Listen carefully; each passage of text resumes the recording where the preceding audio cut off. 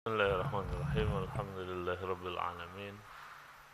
Allahumma shalli wa sallim wa barik ala nabiyyina Muhammadin wa ala alihi wa ashabihi ajma'in. Asbahna ala fitratil Islam wa ala kalimatil ikhlas wa ala dini nabiyyina Muhammadin sallallahu alaihi wasallam wa ala millati abina Ibrahim hanifa wa ma kana minal musyrikin.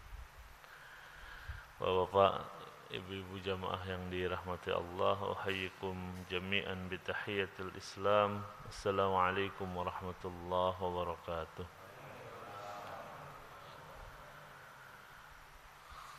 Yang pertama, mari kita niatkan untuk iktikaf, supaya duduknya kita di majelis ini, supaya duduknya kita di masjid ini menjadi pahala yang berlipat-lipat di sisi Allah Subhanahu wa taala. Dan kita niatkan untuk mendapatkan kebaikan sampai nanti kita tutup dengan salat sunnah 2 rakaat sebelum kemudian kita pulang ke rumah kita masing-masing. Jadi di kesempatan pagi hari ini kita akan mendiskusikan sebuah topik yang mungkin tidak terlalu baru buat kita semua, beberapanya mungkin lebih karena dibuat lebih terstruktur saja, tapi yang jelas urusan muamalah kita itu terjadi setiap hari, sehingga memang kita semua perlu panduan yang jelas agar semua aktivitas kita menjadi ibadah di sisi Allah Subhanahu wa taala. Jadi menyenangkannya menjadi orang Islam itu adalah semua urusan itu sudah diberikan panduannya, kita tinggal mengikutinya dengan baik, dan ketika mengikutinya dengan niat untuk taat kepada Allah, maka Allah akan menjadikan amalan-amalan yang sebenarnya mubah itu menjadi sesuatu yang berpahala. Kita minum, ya biasa aja minum, tapi begitu minumnya baca bismillah dan kita ingat hadis Nabi tentang minum, kita niatkan untuk bersyukur kepada Allah, kita niatkan ittiba' lur Rasul, mengikuti yang Nabi contohkan, maka ada pahala di situ. Kalau cuma minum, kita haus, minum, berpahala. Sampai Nabi mengatakan suami istri berhubungan, suami istri aja ada pahalanya. Sampai sahabat protes, Rasulullah, apakah kami melampiaskan nafsu kami disebut berpahala? Iya, karena kalau kamu berzina, kamu berdosa. Maka ketika nawaitunya baik, maka jadi pahala. Jadi semua urusan kita itu ada nilainya di sisi Allah Subhanahu wa taala. Karena itu penting bagi kita untuk memahami dalil, mengetahui bagaimana cara agama memberikan aturan, dan kita setting di hati kita untuk terus taat kepada Allah dan mengikuti sunnah Nabi. Begitu itu kita kuatkan di hati kita, maka insya Allah semuanya jadi punya nilai yang tinggi. Supaya nanti kita tidak menjadi orang-orang yang sekuler, yang mendikotomikan antara agama dan bisnis misalnya. Bisnis ya bisnis lah, nggak usah bawa-bawa agama. Nggak bisa. Agama dan bisnis itu ya nyatu, karena aturan tentang bisnis itu ya diatur oleh agama kita. Apapun bab bisnis itu pasti panduannya ada dalam Al-Quran. Ada panduan yang umum, ada panduan yang spesifik. Urusan harta itu detail, agama ini ngatur. Gak ada satupun ayat atau syariat yang sangat detail misalkan dibandingkan dengan detailnya hukum waris misalnya. Untuk menegaskan apa? Dalam bab tertentu Allah tuh pengen menjelaskan secara detail. Tapi bab-bab tertentu Allah memang ingin memberikan keumuman sebuah dalil. Supaya apa? Supaya ruang terbuka kita dalam berbisnis itu terfasilitasi. Makanya kaidah di muamalah itu sederhana. Al-aslu fil muamalah al-ibahah. Asal dari semua perkara muamalah itu boleh, kecuali kalau ada dalil yang mengharamkan. Kebalikannya dengan ibadah. Semua urusan ibadah itu haram, kecuali yang diperintahkan. Enak. Sehingga ibadah itu batasannya jelas, muamalah sebaliknya. Memang kita boleh berkreasi, berinovasi, menghadirkan produk-produk, melakukan kesepakatan bisnis dan seterusnya, sepanjang memang tidak ada yang dilanggar. Sehingga tinggal kita ambil aturan-aturan besarnya dan kemudian kita jadikan itu sebagai pegangan. Pada kesempatan pagi hari ini insyaallah saya akan menyampaikan tentang 10 prinsip dasar muamalah yang sebenarnya saya ambil dari 10 maqasid ammah. Ada 10 prinsip maqasid umum yang disebutkan oleh Syekh Wahbah Zuhaili dalam bukunya. Materi ini sudah saya kirim semalam ke Pak Zainal, jadi mungkin sudah bisa diterima di HP Bapak Ibu sekalian. 10 prinsip itu yang pertama adalah bahwa setiap kesepakatan itu harus jelas.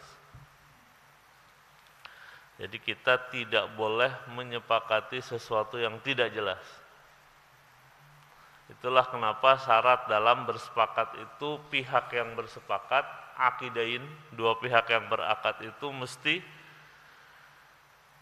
dewasa, berakal, merdeka dan seterusnya. Kenapa? Karena untuk memastikan bahwa dia tidak akan dirugikan.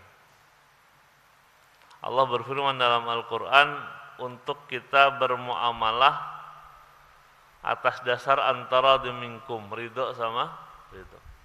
Allah melarang mengambil harta saudara kita dengan jalan yang batil, memanfaatkan ketidaktahuan partner kita, memanfaatkan kebodohan klien kita misalnya, memanfaatkan misinformasi dan seterusnya, maka itu sesuatu yang tidak disukai Allah. Karena itu setiap kesepakatan bisnis harus diketahui oleh para pihak yang berakad agar tidak menimbulkan perselisihan di antara mereka. Dan kesepakatan ini menjadi bagian dari maqasid, yaitu hifzul mal, menjaga agama, menjaga harta. Jadi ada 5 hal yang dijaga oleh syariah. Syariah menjamin seandainya kita beragama dengan baik, maka terpelihara 5 hal, kata syariah. 1, terpelihara agamanya. 2, terpelihara jiwanya. 3, terpelihara akalnya. 4, terpelihara hartanya. 5, terpelihara keluarganya. Kalau kita bersungguh-sungguh menjalankan agama kita, maka Allah menjamin 5 itu. Yang itu nanti disebut dengan al-usul al-khamsah. Jadi dalam konteks hifzul mal, memelihara harta adalah memastikan harta kita adalah harta yang baik, yang terjaga nilainya, dan karena itu mesti dilakukan sebuah aktivitas bisnis untuk menjaga dan mengembangkan, melindungi nilai harta kita. Dan untuk melakukan aktivitas bisnis pasti ada kesepakatan yang kita buat. Sebutlah kita menginvestasikan uang kita, ya pasti ada kesepakatan yang dibuat. Kita sebagai investor dengan orang yang dititipi uang kita, siapapun itu, entah perusahaan, entah individu. Investasi itu bisa langsung, bisa tidak langsung. Kalau langsung ya kita nitip teman kita bisnis peternakan misalnya, kita nitip uang kita di situ, itu investasi langsung. Kita nitip uang kita di ke seorang manajer investasi misalnya, maka kita meletakkan itu mesti ada kesepakatan yang jelas. Hifzul mal yang dimaksud diimplementasikan dengan ketentuan tauthik atau pengikatan dalam akad muamalah maliyah, seperti ketentuan bahwa setiap transaksi harus tercatat, disaksikan, dan boleh bergaransi agar pihak yang berakad bisa rela sama rela atau ridho sama ridho, antara minkum. Itu prinsip yang pertama. Prinsip yang kedua adalah setiap kesepakatan harus adil. Tidak boleh sekalipun kita menzalimi orang lain. Karenanya dasar dari akad itu la tuzlimuna wala tuzlam. Tidak boleh menzalimi, tidak boleh dizalimi, baik secara sadar ataupun tidak sadar. Jadi di antara prinsip adil yang diberlakukan dalam bisnis adalah kewajiban pelaku akad untuk menunaikan hak dan kewajibannya dengan cara-cara yang baik dan profesional, menyalurkannya dengan cara yang halal dan menunaikan hak hartanya. Ibnu Ashur menjelaskan bahwa adil dalam bisnis itu adalah bagaimana berbisnis dan mendapatkan harta itu dilakukan dengan cara yang tidak menzalimi orang lain. Jadi kalau kita dapat untung tapi kemudian menzalimi orang lain, maka itu bukan sesuatu yang dikehendaki oleh agama kita. Kita dapat untung tapi kemudian orang yang dizaliminya mendendam, maka yang dendam itu masih bisa berlanjut sampai akhirat, Pak. Memang sesama manusia itu kalau bisa urusannya yang baik-baik, Pak. Karena manusia itu sebagiannya tidak mudah memaafkan, walaupun udah lebaran salaman. Ya. Kalau Allah Maha Pemaaf, bahwa punya dosa sama Allah, istighfar yang banyak, tadi sholat subuh, habis subuh sholat baca istighfar 3 kali, baca sayyidul istighfar, Allahumma anta rabbi la ilaha illa anta khalaqtani wa ana abduk wa ana ala ahdika wa adika mastata'tu, dan seterusnya itu. Allah suka sekali dengan kata-kata itu, dosa apanya diampuni. Makanya Allah menyapa kita, wahai orang-orang yang melampaui batas, jangan kamu berputus asa dari rahmat Allah. Innallaha yaghfiru dzunuba jami'a. Allah mengampuni semua dosa-dosa. Innallaha ghafurur rahim. Allah Maha Pengampun, Maha Penyayang. Itu kalau urusan kita sama Allah. Tapi sama manusia belum tentu, Pak. Kita pernah dagang, ternyata speknya tidak bagus, sementara kita bilangnya bagus. Customer kita nggak suka. Customer kita bilang, ya udahlah nanti di akhirat aja nuntut. Panjang itu urusan, Pak. Kita punya utang, sengaja kita nggak bayar karena kita nggak suka sama yang utangin misalnya. Maka kalau nggak dituntut di dunia, bisa nuntutnya di akhirat. Panjang urusan. Masalahnya kalau di akhirat itu, kita nggak bisa bayar pakai uang. Kita bayarnya pakai pahala kita. Stoknya cuma satu, pahala atau dosa. Kalau kita orang yang nauzubillah banyak kezalimannya, pahala kita bisa habis. Ketika orang-orang yang nuntut itu datang di mahkamah Allah nanti. Jadi ketika seseorang dipanggil Allah di yaumil hisab, di hari penghitungan, dihitung amalnya, Masya Allah, misalnya amalannya banyak. Kemudian Allah panggil orang-orang yang pernah dizolimi, menyampaikan tuntutannya satu persatu. Ya Allah, dia pernah menyakiti saya dengan kata-katanya. Ya Allah, dia pernah menzolimi saya dalam urusan bisnis. Ya Allah, dia dulu pernah menzolimi saya sehingga saya tidak bisa mengakses kebutuhan dasar saya, dan seterusnya dan seterusnya. Maka pada hari itu orang yang di sidang Allah itu, dan ketika terbukti kira-kira begitu ya, hukum acara pidananya terpenuhi di mahkamah pada hari itu, hukum acaranya terpenuhi, ya udah putusannya inkrah tuh, Pak, nggak bisa banding. Jadi sih begitu Allah menetapkan oke, kamu salah, maka pahala orang yang zolim itu dikasih ke yang dizolimi itu, berpindah itu. Kalau yang dizolimi banyak, karena mungkin di dunia kerjaannya berbuat zolim, tidak menepati janji, tidak adil dan seterusnya, bisa jadi dia orang yang pailit, orang-orang yang muflis. Kalau dalam bahasa agama, muflis itu bukan pailit di dunia, bukan bangkrut di dunia, tapi bangkrutnya di akhirat. Dia punya pahala haji, dia punya pahala salat berjamaah, dia punya pahala ini itu, tapi begitu di akhirat yang nuntut banyak, ya habis semuanya. Yang bahaya kalau kemudian pahalanya sudah habis, yang nuntut masih banyak. Maka mekanismenya dosa yang nuntut dikasih ke dia. Nauzubillah min dzalik. Jadi tidak mudah bagi kita untuk bisa mendapatkan surganya Allah kalau kelakuan kita ke sesama manusia itu buruk. Karena itu muamalah antar manusia ini penting untuk dijaga kebaikan-kebaikan. Sebisa mungkin kita tidak pernah menzalimi orang lain dalam urusan-urusan muamalah kita, dalam urusan-urusan bisnis kita. Karena urusannya nggak cuma di dunia, tapi bisa sampai ke akhir. Makanya dalam Islam bisnis itu bukan cuma tentang untung rugi, Pak.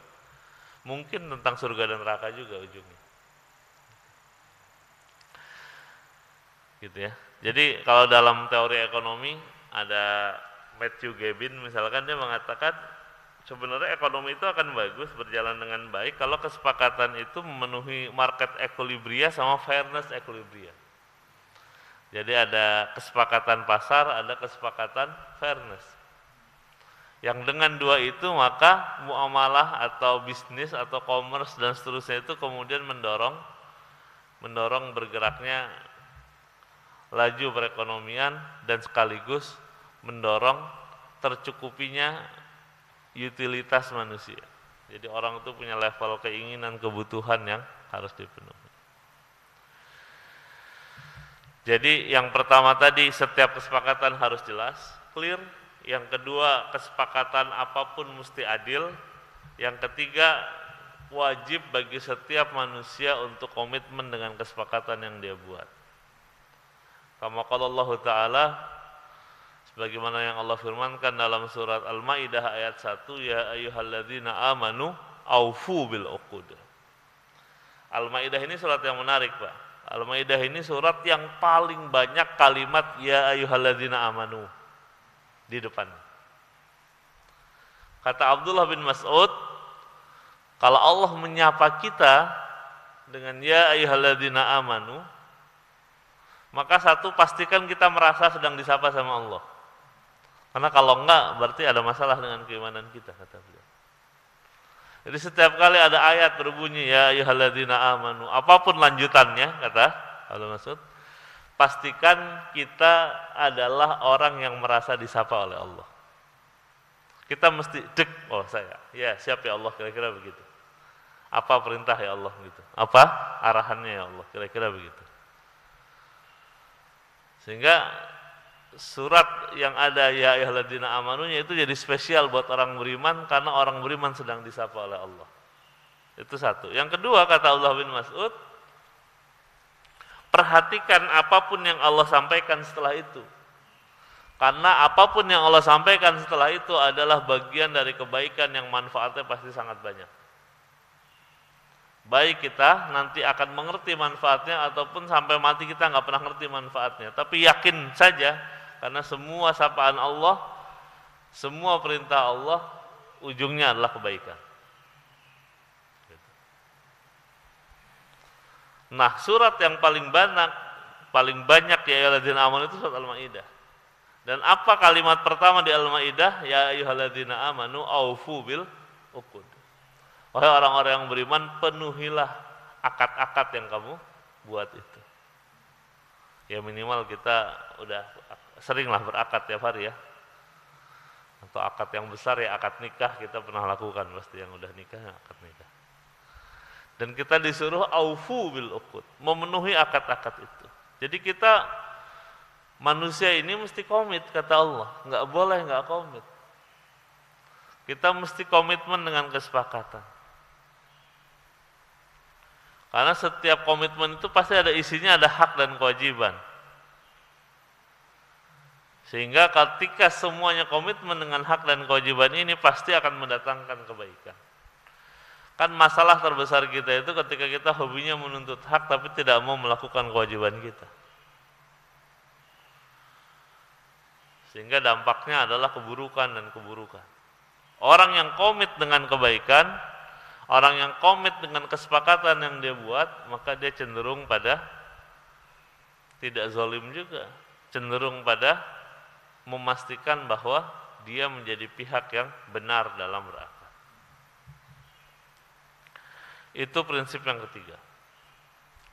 Prinsip umum yang keempat, Islam ini agama yang sangat melindungi hak kepemilikan. Maka dalam Islam kepemilikan itu sesuatu yang sangat dihormati. Makanya properti itu perkara serius. Dalam agama kita mengambil yang bukan hak kita, urusannya bisa panjang. Makanya ulama-ulama tertentu misalnya sangat perhatian pada apapun memastikan kita tidak mengkonsumsi, tidak memakan, tidak mengambil yang memang bukan hak kita. Jadi kalau Bapak jalan ketemu duit 100.000 pinggir jalan, gak usah bahagia, biasa aja, emang itu punya kita, bukan kan? Kalau kita mau ambil ya boleh taruh di masjid, atau kalau enggak kita biarin aja, mungkin yang nanti hilang nyari gitu. Kita tidak perlu bahagia dengan sesuatu yang tidak kita usahakan. Kalaupun ada hadiah ya jelas ada akad hadiah, ada akad hibah, ada akad waris, itu nyampe ke kita, nggak diapa-apain juga sampai. Jangan biasakan kita bahagia dengan yang bukan milik kita. Tapi once dia milik kita, maka Allah menghormati kepemilikan kita. Makanya kalau bapak, ibu-ibu belajar fikih muamalah, sebelum bahas akad itu biasanya membahas teori kepemilikan. Ini punya siapa? Ada milkul ammah, ada milk macam-macam lah. Ada kepemilikan umum, ada milkud daulah, pemilikan negara, ada kepemilikan orang per orang dan seterusnya dan seterusnya. Bapak punya harta banyak, tapi kepemilikannya bukan punya bapak, maka nggak ada kewajiban sama bapak. Tapi kalau kepemilikannya atas nama bapak, maka ada kewajiban yang menyertainya, bayar zakat misalnya. Zakat adalah konsekuensi dari kepemilikan. Nah, kalau kita nggak punya, ya nggak perlu. Dan kita boleh mentransaksikan kalau kita punya kepemilikan secara sempurna. Sehingga orang kemudian dihormati Allah dengan aturan-aturan kepemilikan itu. Makanya di ruang ini Islam itu beririsan dengan kapitalisme sebenarnya. Karena menghormati kepemilikan individu. Sepanjang dia yang memiliki, ownership-nya di dia, maka tanggung jawabnya juga di dia dan seterusnya. Dan memastikan kita tidak boleh mengambil hak kepemilikan seseorang kecuali dengan bai'ul mabrur kalau kata Rasulullah, dengan sebuah transaksi yang baik. Apa ya, jual beli, sewa menyewa, atau apapun itu bagian dari mekanisme berpindahnya kepemilikan. Makanya akad itu adalah mekanisme perpindahan kepemilikan. Apapun jenis akadnya. Dan agama ini memberikan sanksi yang keras untuk setiap upaya mengambil kepemilikan orang lain. Misalnya hukum mencuri itu dalam Islam potong tangan. Salah satunya untuk menegaskan betapa kepemilikan itu sesuatu yang sangat dihormati. Kalau orang mencuri dalam hukum Islam dan mencurinya di atas 20 dinar, 20 dinar itu ekuivalen dengan 85 gram emas. 1 dinar itu 4,25 gram emas. Orang nyuri di atas 80 juta kira-kira begitu kalau uang kita hari ini, dan dia hidup di hukum Islam dan terbukti dia mencuri dan tidak ada alasan yang bisa meringankan dia. Karena dalam fikih Islam banyak alasan keringanan, sehingga rukhsah sering kejadian. Zaman Umar jadi khalifah, peristiwa pencurian tidak selalu berujung ke potong tangan. Bahkan ada beberapa yang dihukum malah yang dicuri. Kasusnya begitu. Nanti kan di sidang terbuka semuanya, kenapa dia mencuri, apa alasannya mencuri dan seterusnya. Tapi kembali ke tadi, ketika orang mencuri dan jelas dia mencuri dan memang dia berniat berbuat jahat, maka mencuri itu bukan jenis akad yang membolehkan terjadinya perpindahan kepemilikan. Sehingga itu dihukum, dan hukumannya nggak ringan, potong tangan. Potong tangan itu artinya sampai sini nih Pak. Yang kalau dia nyuri lagi, potong tangan lagi di sini. Udah nggak punya telapak tangan dua, masih nyolong lagi, potong di sini. Makanya nanti kalau Bapak belajar tayamum, mazhab yang populer, ngusap tangan itu cukup sampai sini, Pak. Nggak perlu sampai sini. Kalau wudhu sampai sini, karena surat Al-Maidah ayat 6 itu jelas mengatakan sampai ke siku. Tapi kalau tayamum cukup telapak tangan. Nah, kalau ibu-ibu pakai kerudung, pakai baju lengan panjang, tayamum di pesawat gitu, nggak perlu sampai segini. Cukup begini doang udah selesai. Karena kalau orang potong tangan juga segitu. Sehingga memang hukuman yang berat, kembali ke tadi, itu menegaskan bahwa kepemilikan itu sesuatu yang dihormati oleh agama kita. Nggak bisa kamu ngambil harta orang dengan sembarangan. Kalau kamu pengen punya uang, ya bisnis lah. Kamu pengen punya barang itu, ya beli, muamalah dilakukan. Nggak punya uang, ya bekerja. Maka nanti ada prinsip berikutnya tentang kewajiban bekerja dan seterusnya. Hukum itu ada dua jenis dalam Islam. Ada hukum had, ada hukum takzir namanya.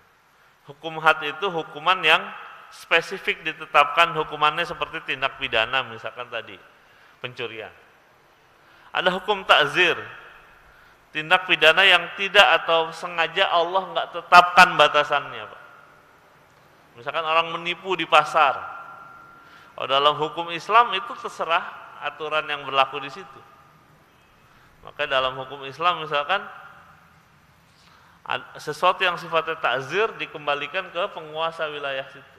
Makanya ulama-ulama yang adil ketika menjadi pemimpin, menjadi gubernur, menjadi khalifah, aturan-aturan hukum yang sifatnya takzir itu bisa berbeda-beda. Misalkan orang ketahuan memanipulasi dalam bisnis misalkan, maka hukumannya bisa macam-macam. Misalkan di masa Abu Bakar atau Umar itu nggak boleh dagang di situ selama 4 bulan misalnya gitu. Itu takzir, Pak. Aturannya nggak spesifik. Atau kalau dia sangat kelewatan, dia harus mengganti. Berapa ganti ruginya terserah hakim di pengadilan yang memutuskan. Kamu bayar ganti rugi 3 kali lipat dari kerugian sih orang yang dirugikan misalnya. 3 kali lipat itu nggak pakai dalil. Dalil umumnya adalah takzir itu ditetapkan oleh si hakim itu. Jadi terserah hakim itu. Sepanjang itu dipandang adil oleh semuanya. Atau misalnya takzir itu berapa hukuman orang minum khamr. Zaman dulu orang minum khamr itu dicambuk, Pak. Cambuknya beda-beda, satu masa ke masa yang lain. Kenapa? Karena itu kategorinya takzir, bukan had. Kalau had jelas tadi, orang zina dirajam kalau udah nikah. Orang zina belum nikah cambuk 100 kali, clear tuh. Itu had namanya. Kalau takzir ya tadi, di satu masa dicambuk 5 kali gara-gara minum minuman keras misalnya. Kenapa? Karena memang biasanya yang sifatnya takzir itu kembangannya itu macam-macam, Pak. Ya kayak hari ini orang mungkin minum khamr udah banyak bentuknya. Ada khamr, ada khamr yang kita anggap khamr ya, whisky, bir, wine dan seterusnya. Ada yang narkoba dan seterusnya. Narkoba mungkin tidak terkategorikan sebagai khamr, tapi secara pendekatan kias, nah, dia punya sifat yang mirip dengan khamr dan kemudian hukumannya apa? Ya hukuman takzir yang ditetapkan oleh hakim dan seterusnya. Jadi kembali ke yang tadi, jadi Islam itu sangat melindungi hak kepemilikan karena orang untuk dapat sesuatu juga caranya nggak boleh dengan gampang. Makanya dalam Islam ada namanya iwat misalnya. Iwat itu orang itu bisa dapat keuntungan kalau memang orang itu boleh mendapatkan atau memiliki sesuatu ketika memang satu dia bekerja sehingga dia dapat upah misalkan, atau dia menanggung resiko sehingga dia bisa boleh dapat profit, atau ada tanggung jawab yang terbebani sama dia sehingga dia boleh mendapatkan gaji dan seterusnya. Sehingga karena mendapatkannya juga tidak gampang, maka Allah menjaganya juga dengan serius. Kira-kira begitu. Makanya nanti ada larangan orang untuk tabzir misalkan. Larangan orang untuk israf, berlebih-lebihan, mubazir itu nggak disukai. Kenapa? Karena nggak begitu cara hidup, kira-kira begitu. Kemudian maqasid ammah yang kelima, prinsip umum yang kelima adalah bahwa ketentuan-ketentuan syariah itu memenuhi satu prinsip distribusi, dua kejelasan, tiga keterpeliharaan, keempat stabilitas, yang kelima adalah adil. Jadi ada rawaj, wuduh, hifz, sabat, adil. Jadi semua akad-akad yang kita lakukan, terutama dalam akad-akad perpindahan hak milik, entah dengan jual beli, entah dengan aktivitas bisnis yang lain, maka selain memenuhi rukun akadnya sehingga menjadi sah, harus memenuhi kaidah terdistribusikan dengan baik dan benar. Makanya akad yang jelas itu salah satunya adalah kejelasan waktu penyerahan. Kalau Pak jual beli tapi nggak pernah jelas kapan diserahkan, itu nggak boleh, namanya gharar. Saya beli burungnya ya, mana burung yang masih di langit, nanti kalau udah datang baru. Kapan ya? Nah, tungguin nanti kalau udah ketangkep. Nggak bisa. Time of delivery itu harus jelas. Ada quantity, quality, price, time of delivery. 4 itu mesti clear. Nggak bisa kita kemudian saya jual mobilnya, kapan boleh diambil ya? Kapan aja? Nggak boleh kapan aja, itu mesti jelas. Oke, boleh diambil maksimal atau mulai tanggal sekian.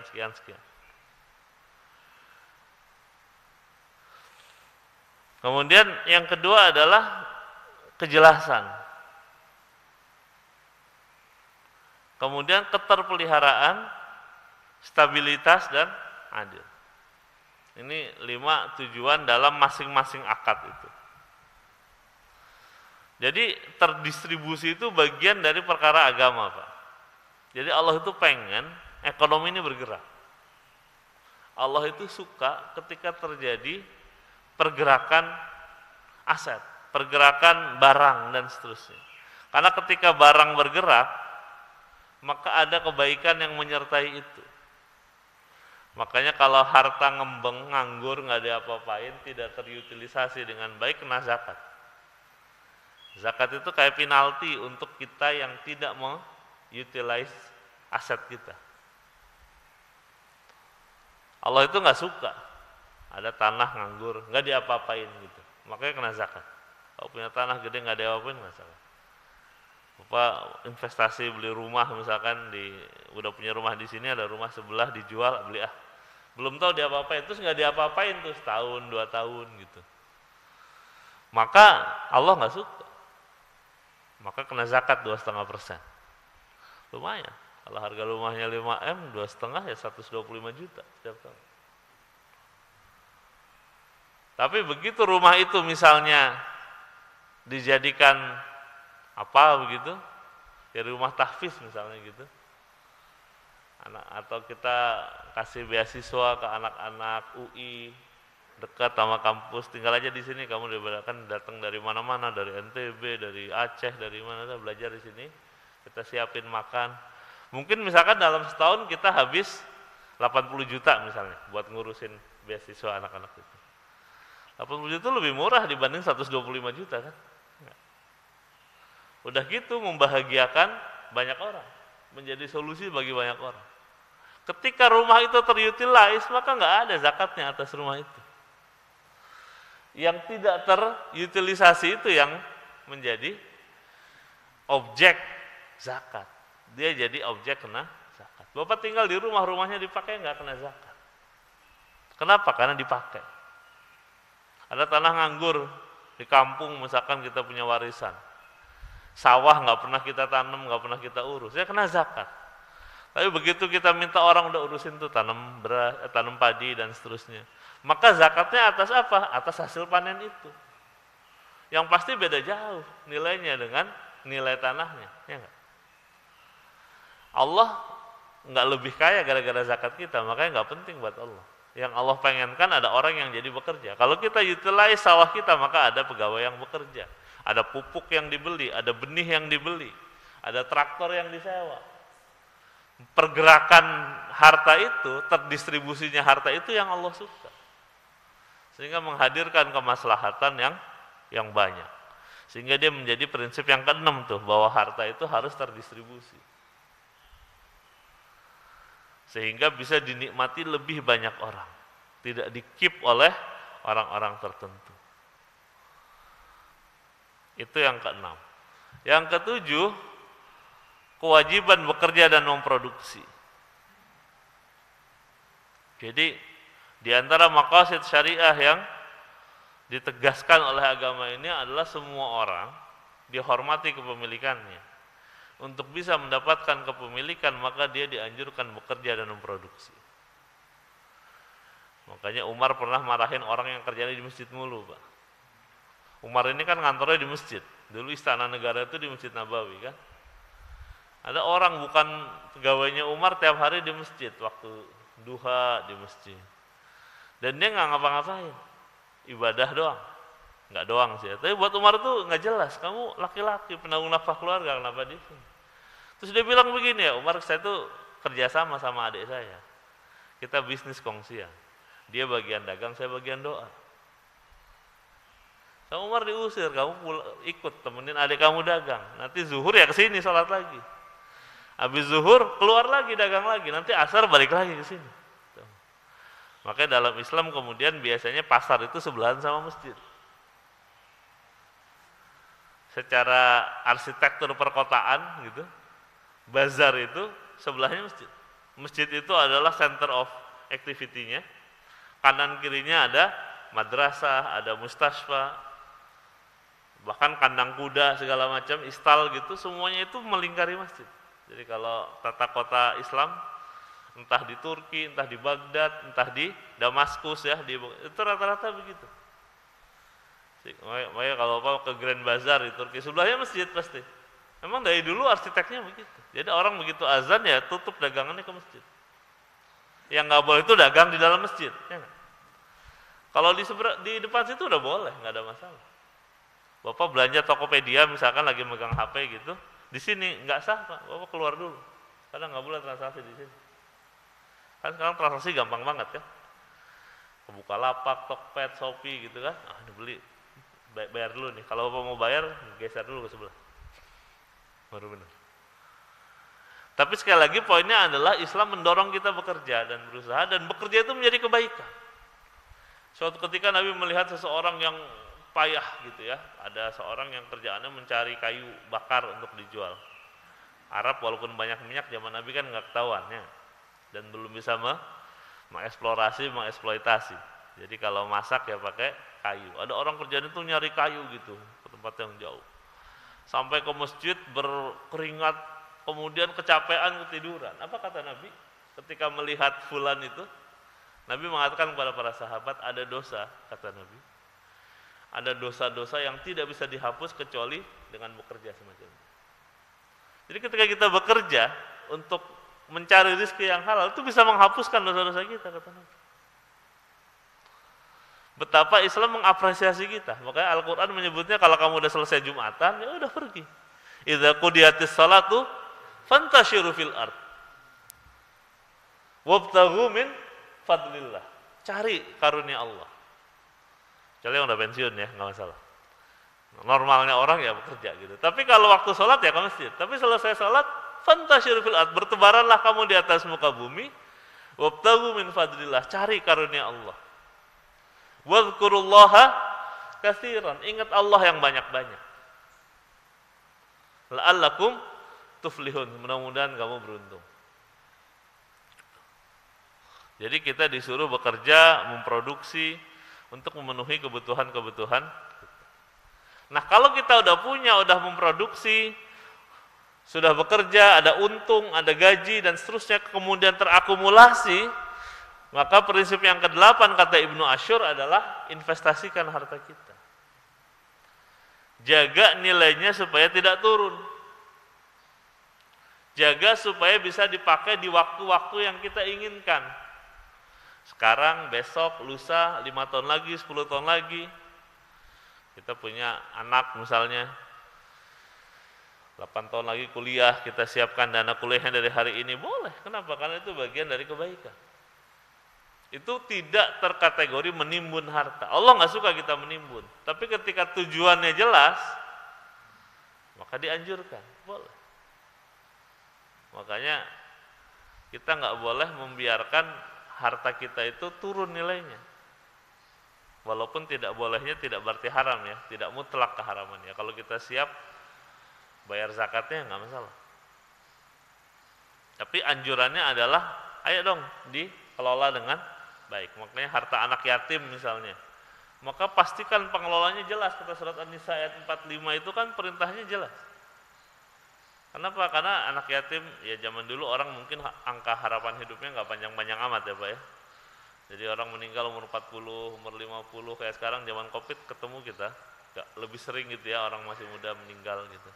Tentu anak yatimnya masih kecil, masih 5 tahun, 6 tahun, bahkan 1 tahun. Bapaknya mewarisi sesuatu. Tentu anak setahun belum bisa mengelola hartanya. Siapa yang bertanggung jawab mengelola? Walinya.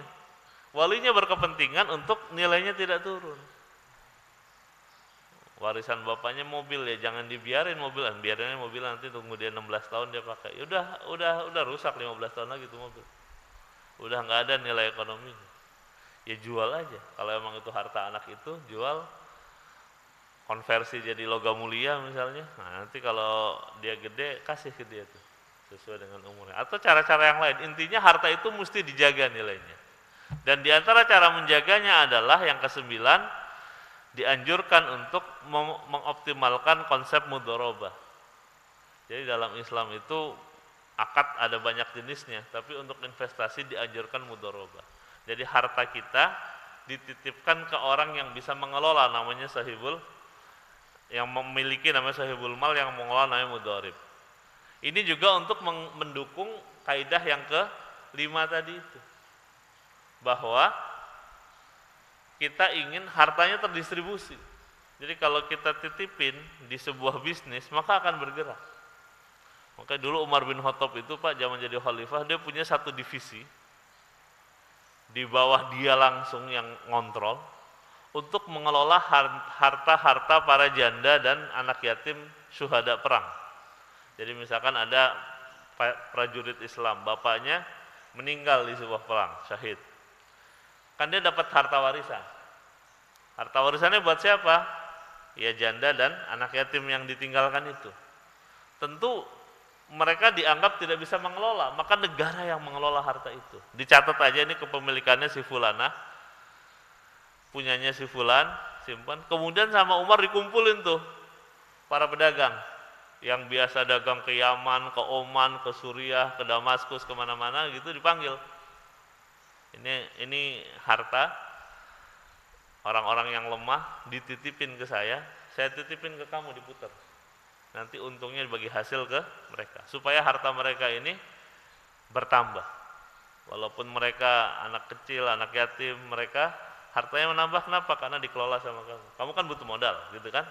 Jadi kira-kira ada rapat kadin gitu, dikumpulin gitu, rapat pengusaha gitu, himpunan pengusaha sini, ini duit dari orang-orang lemah nih dititipin ke saya, harta rampasan perang dari ini yang sudah menjadi milik milik keluarga almarhum. Nah, kamu titipin. Jadi dititipin sebegitunya, karena memang urusan ini urusan yang serius.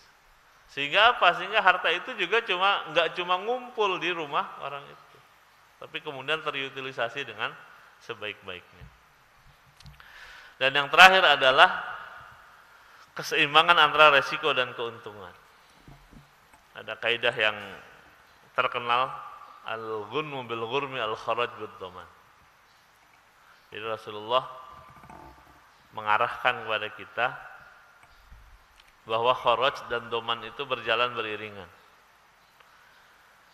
Jadi antara resiko, tanggung jawab, dan kerja, 3 hal itu terblend dengan sangat baik. Sehingga orang dapat keuntungan, ya ada resiko yang dia tanggung dengan wajar. Orang bisa bekerja harus mendapat upah. Upah mesti dibayar sebelum keringatnya mengering. Dia diupah kenapa? Karena bekerjanya juga baik dan seterusnya dan seterusnya. Sehingga kaidah ini juga mendorong orang untuk bisa bekerja dengan sebaik-baiknya, mengelola resiko sebaik-baiknya, dan dengan itu kemudian dia bisa menjalankan kerja-kerja kebaikan yang bermanfaat buat yang lain. Demikian kira-kira 10 maqasid ammah, 10 prinsip basic dalam muamalah.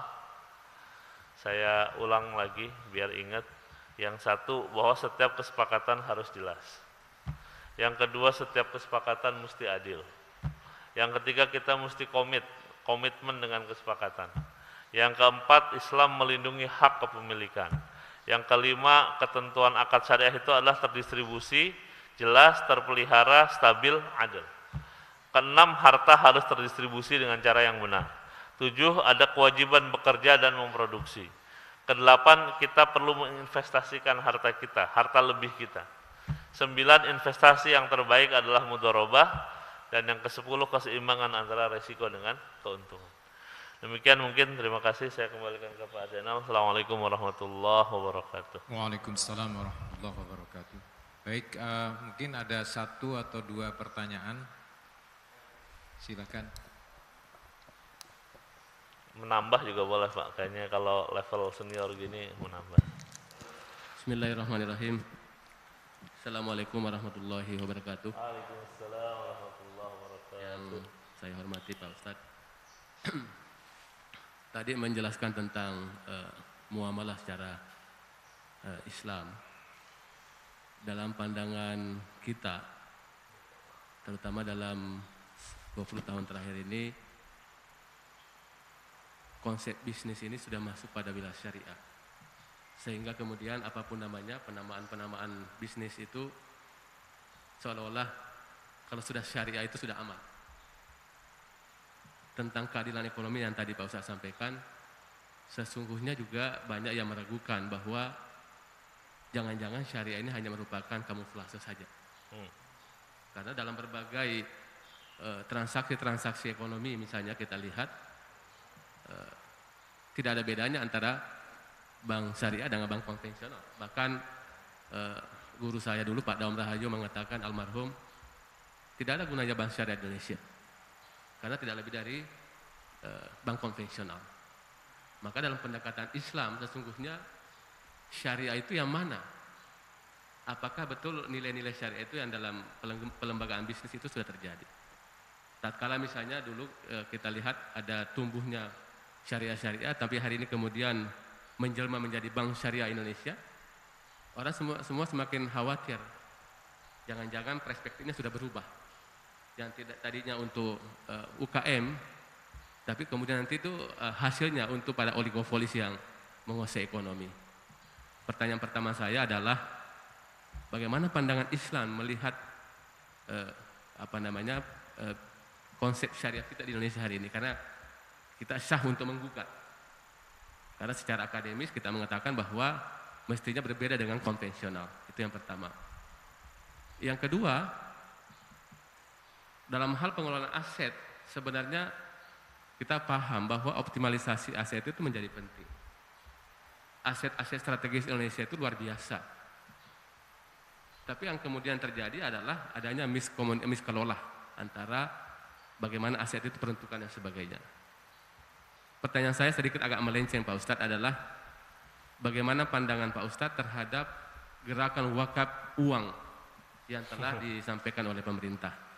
Mohon wakaf ya Pak. Ya, pada saat yang bersamaan gerakan wakaf itu kemudian diantitesa dari gerakan wakaf berbasis lembaga Islam atau lembaga-lembaga sosial. Ini kan sesungguhnya menimbulkan tafsir-tafsir ekonomi dan politik yang berbeda. Maka dalam pandangan ini mungkin ada 2 hal yang mungkin sedikit agak keluar dari presentasi pada subuh hari ini, tapi paling tidak memberikan penjelasan kepada kita. Apakah wakaf uang yang digerakkan oleh pemerintah dalam rangka memberikan kemanfaatan yang lebih besar, atau jangan-jangan subhatnya lebih tinggi? Itu yang kita khawatirkan, karena ke depan semua orang paham bahwa ekonomi lagi sulit, apapun gerakan yang dilakukan pemerintah tanda kutip semata-mata dalam rangka menutupi defisit negara yang sangat luar biasa. Mungkin sedikit agak politis, tapi itulah pandangan saya. Terima kasih Pak Ustadz. Assalamualaikum warahmatullahi wabarakatuh. Waalaikumsalam warahmatullah. Langsung Pak Zainal. Ya, baik. Ya, baik. Bismillahirrahmanirrahim. Terima kasih Pak. Yang pertama, kalau saya sederhana saja Pak. Kalau kita ingin mencapai kesempurnaan sebuah syariah, memang yang harus ada memang keseluruhan sistem dan subsistem. Ya di kita faktanya belum. Sehingga memang kalau ditanya apakah semua yang syariah itu syariah, dalam ukuran minimal sudah syariah. Karena ada DSN, ada DPS yang mengawasi supaya semua akadnya sesuai dengan syariah. Minimal secara apa? Minimal secara zahir hukumnya. Minimal secara zahir hukumnya. Sehingga capaian kepatuhan syariah bisa dioptimalkan. Tapi sudah pun begitu tetap aja Pak, bahwa bisa baca laporan keuangan semua perbankan, pasti kan ada laporan tentang syariah compliance kan, kepatuhan syariah. Ada aja kasus fraud, apa jadi namanya fraud syariah kan enggak juga, ini fraud yang syari begini kan enggak gitu ya. Jadi artinya ikhtiarnya sudah seoptimal mungkin, minimal dalam suasana environment sistem yang ada berlaku hari ini. Dan tentu kaidah usul fikih juga mengatakan mala yudraku kulluh la yutraku kulluh. Apa-apa yang kita tidak bisa sempurnakan semua, jangan tinggalkan semua. Jangan gara-gara kita khawatir Bank Syariah Indonesia tidak syariah gitu, kan gabungan BRI Syariah, Bank Syariah Mandiri dan BNI Syariah namanya BSI Pak. Ini bukan nama kampus ya, nama bank sekarang. Senin besok tuh di launching. Efektif mergernya mulai Senin besok 1 Februari. Ya mungkin ada beberapa yang harus jadi catatan. Ya, nanti pelan-pelan diperbaiki oleh Dewan Pengawas Syariahnya, oleh OJK sebagai otoritas dan seterusnya. Tapi tentu itu jauh lebih baik dibanding yang sudah jelas ribanya. Makanya kata agama, kata usul fikih, apa-apa yang tidak bisa kita sempurnakan semuanya, jangan tinggalkan semuanya. Bapak belum bisa nih menghilangkan 1-2 maksiat yang biasa Bapak lakukan. Nggak usah berhenti.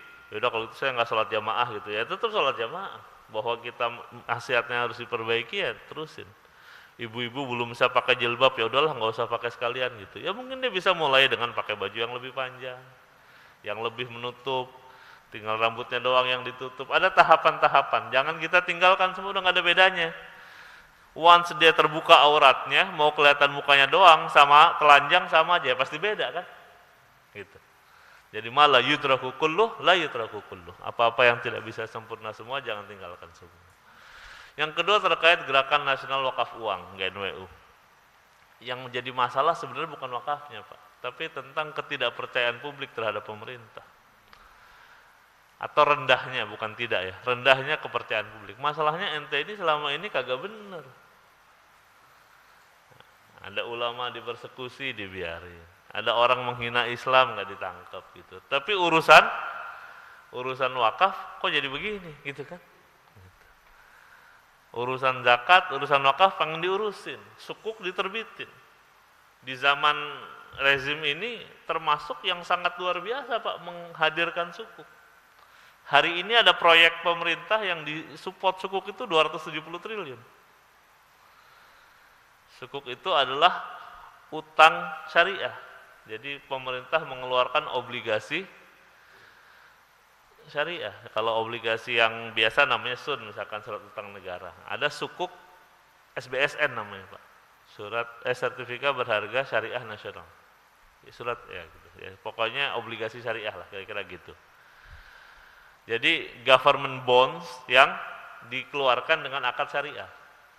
Akadnya ada yang mudharabah, ada yang ijarah, ada yang project based, sukuk dan seterusnya dan seterusnya. Gede Pak. Jadi sebenarnya orang kalau mau meributkan negara pakai akad syariah bukan di wakaf Pak. Wakaf yang kekumpul juga sedikit sebenarnya. Tidak signifikan lah gitu. Dibandingkan dengan yang dilakukan di sukuk. Tapi sukuk ya kalau saya pribadi sebagai orang Islam yang kebetulan memahami urusan akad tadi dan juga memahami tugas negara, kalau saya sejujurnya nggak ada masalah dengan itu. Kenapa? Karena jadi pilihan yang bagus buat kita berinvestasi, minimal ada yang syariah. Kan kita butuh ya instrumen investasi yang lebih fix, ya nggak? Kalau akadnya ijarah kan bisa fix, kalau akadnya mudharabah kan nggak bisa fix. Sehingga kalau urusan-urusan jangka pendek 3 tahun kita bisa beli sukuk retail 3 tahun duitnya balik gitu.